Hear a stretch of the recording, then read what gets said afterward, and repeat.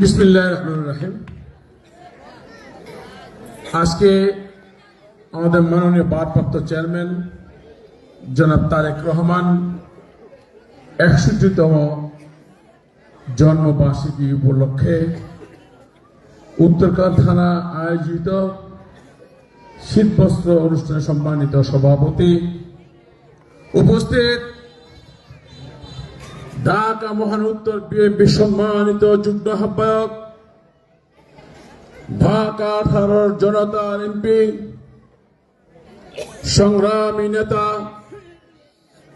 কর্মী বান্ধব নেতা, গরিব দুঃখীদের বান্ধব নেতা জনাব এস.এম. জাহাঙ্গীর, উপস্থিত আমাদের গত ১৯ সালে আপনারা জানেন গত ফেসিবাদ সরকারের আমলে কমিশনার নির্বাচন হয়েছিল।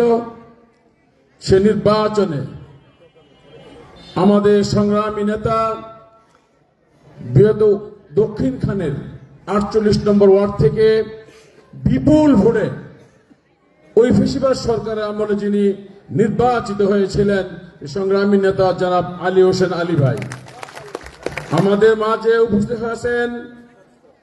ঢাকা মহানগর উত্তর বিএনপি সম্মানিত সদস্য, বিশিষ্ট শিল্পপতি জনাব সালাম সরকার আমাদের মাঝে এসে উপস্থিত আছেন। আমাদের মাঝে উপস্থিত আছেন উত্তরকান্দি থানা বিএনপি সম্মানিত সাবেক আহ্বায়ক, বর্তমান ঢাকা মহানগর বিএনপি সম্মানিত সদস্য জনাব রফিক খান মেম্বার সাহেব, নির্বাচিত মেম্বার সাহেব আমাদের মাঝে উপস্থিত আছেন সহ সকলেই উত্তরকান্দি থানা বিএনপির যুগ্ম আহ্বায়কবৃন্দ, বিভিন্ন থানা আহ্বায়ক সদস্যবৃন্দ, বিভিন্ন অঙ্গ সংগঠন নেতৃবৃন্দ এবং আমার সহকারী, আমার এলাকার মুরব্বিয়ান এবং সম্মানিত আমার ভাইয়েরা, যাদের উপলক্ষে আজকে আমার সামনে বসে আছেন আমার মা ও বোনেরা, এই উত্তরকান্দি থানা এলাকার সম্মানিত ভাইয়েরা আমার, আমি বক্তব্য দেব না, আমি শুধু একটি কথাই বলতে চাই। আমাদের সকল নেতৃবৃন্দ কিন্তু অনেক কথা বলে গেছেন। নমিনেশন আপনারা জানেন গত ২০ সালে ফেসিবাদ সরকারের আমলে যে সময় মানুষ রাস্তায় দাঁড়িয়ে আমরা কথা বলতে পারি নাই, মিছিল করতে পারি নাই, জনগণের পক্ষে কথা বলতে পারি নাই, মা বোনদের পক্ষে কথা বলতে পারি নাই, ওই সময় আমাদের মাননীয় ভারপ্রাপ্ত চেয়ারম্যান এবং দেশের নেত্রী বেগম খালেদা জিয়া এস.এম. জাহাঙ্গীরকে নমিনেশন দিয়েছিলেন। আপনারা এখন পর্যন্ত কি কাউকে নমিনেশন এরপরে দিয়েছেন? তাহলে আমরা কেন এখন বলি যে আমরা নমিনেশন চাবো? ইনি তো এখনো নমিনেশন প্রাপ্তই আছেন, এখন তো সে জনতার এমপি হিসেবে আছেন।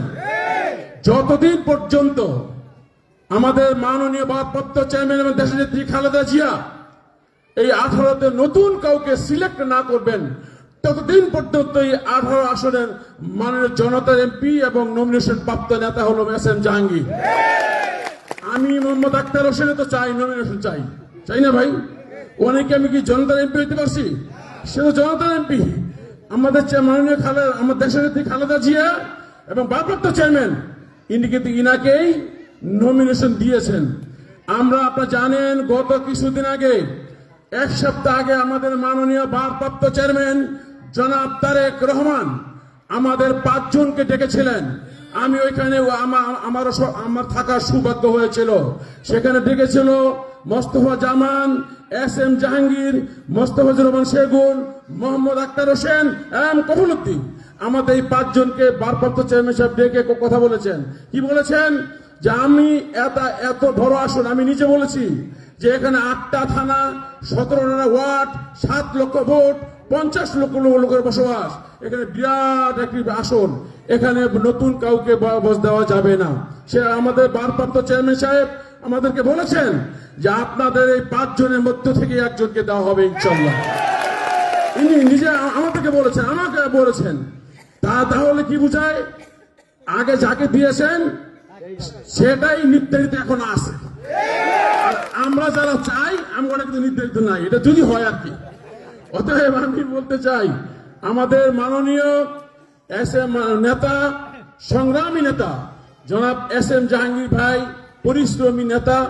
আমরা চাই আগামী দিনেও যেন ভারপ্রাপ্ত চেয়ারম্যান এবং দেশনেত্রী খালেদা জিয়ার দোয়া তার দিকে থাকে, ইনশাল্লাহ থাকে। সংগ্রামী সাথী বন্ধুগণ, আপনারা জানেন আগামী ফেব্রুয়ারিতে নির্দলীয় নিরপেক্ষ নির্বাচনের মাধ্যমে এদেশে একটি নির্বাচন হবে। ও নির্বাচন নির্ধারিত হবে এই বাংলাদেশের জাতি কিভাবে গঠন হবে। আমরা জানি আমাদের মাননীয় ভারপ্রাপ্ত চেয়ারম্যান ইনি 31 দফা দিয়েছেন। এই 31 দফাকে বাস্তবায়ন করতে হবে।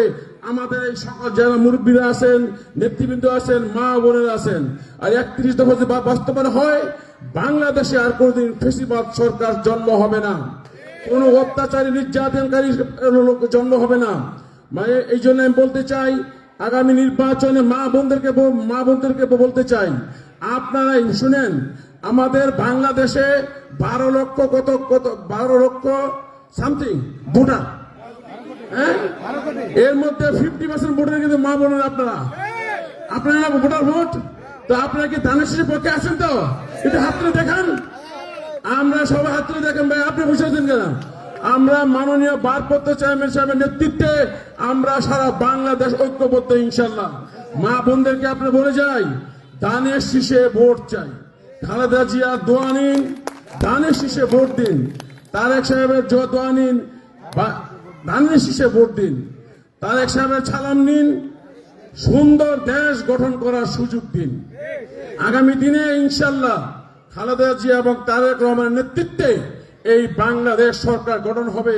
বাংলার জাতি সুষ্ঠু, সুন্দর একটি সুশৃঙ্খল পরিবেশ তৈরি হবে, যে পরিবেশে নির্যাতন, অত্যাচার, নির্যাতন, গুম খুম, হত্যা থাকবে না, ইনশাল্লাহ। আপনি জানেন মা বোনেরা, আপনার মতো আমার মা, আমি 16 বার জেলে গেছি, আমার মায় কাঁদছে, আমার বাচ্চা কাচ্চা কাঁদছে, আমার ওয়াইফ কাঁদছে। আপনার ছেলে জেলে গেছে না ভাই? আপনার ছেলে জেলে গেছে না? আপনি কাঁদছেন না? আল্লাহর রহমতে বাকি জীবনে এই বাংলাদেশে দেশনেত্রী বেগম খালেদা জিয়া এবং মাননীয় ভারপ্রাপ্ত চেয়ারম্যান হিসেবে নেতৃত্বে সরকার গঠন আপনারা যদি ধানের শীষকে ভোট দিয়ে করতে পারেন, ইনশাল্লাহ কোনো মা কাঁদতে হবে না, কোনো বউ কাঁদতে হবে না, কোনো বোন কাঁদতে হবে না, ইনশাল্লাহ কোনো বাপ কাঁদতে হবে না, ইনশাল্লাহ।